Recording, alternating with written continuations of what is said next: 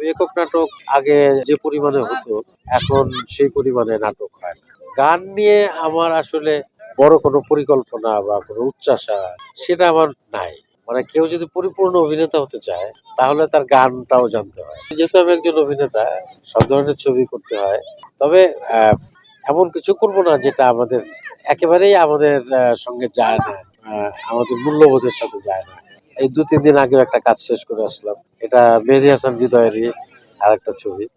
ওর প্রথম ছবি 'বিদায়'। সেটা কাজ করে আসলাম।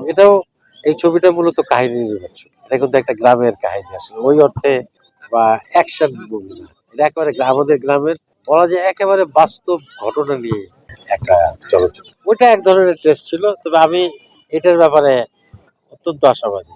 যেটা যে ঘটনা আমি আগেই বললাম যে এটা আমাদের একেবারে বাস্তব জীবনের গল্প এবং এই গল্পটি শেষ হয় একটা করুণ পরিণতির ভিতর দিয়ে এবং মানুষ যারা দেখবে তারা নিজেদের সঙ্গে বা আমাদের গ্রামের যে মানুষগুলো অসহায় মানুষগুলো তাদের সাথে কমিউনিকেট করতে পারবে।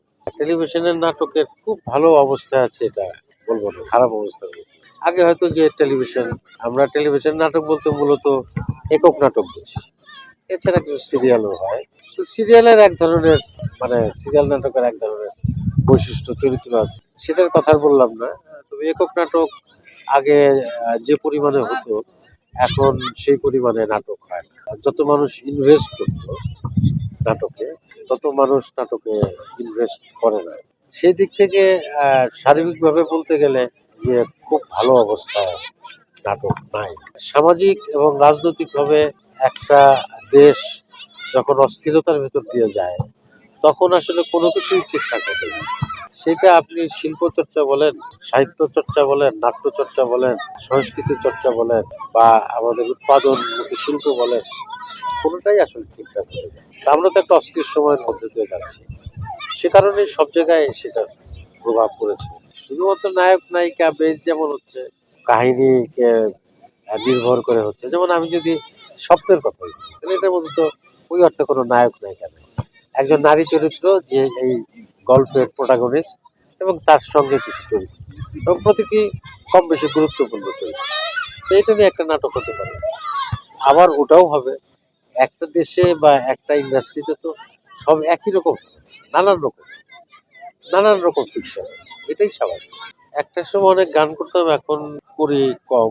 এটা বোধহয় পুরোপুরি ঠিক না, কারণ আগেও খুব অল্প অল্প করতাম, এখনো অল্প অল্পই করি। হয়তো একটা গান বারবার শোনা হয় বলে মনে হয় যে আমি অনেক গান করি। আমি খুব বেশি গান করি, তবে গান নিয়ে আমার আসলে বড় কোনো পরিকল্পনা বা কোনো উচ্চাশা সেটা আমার নাই। এটা আমি বারবারই বলেছি, এখনো বলি।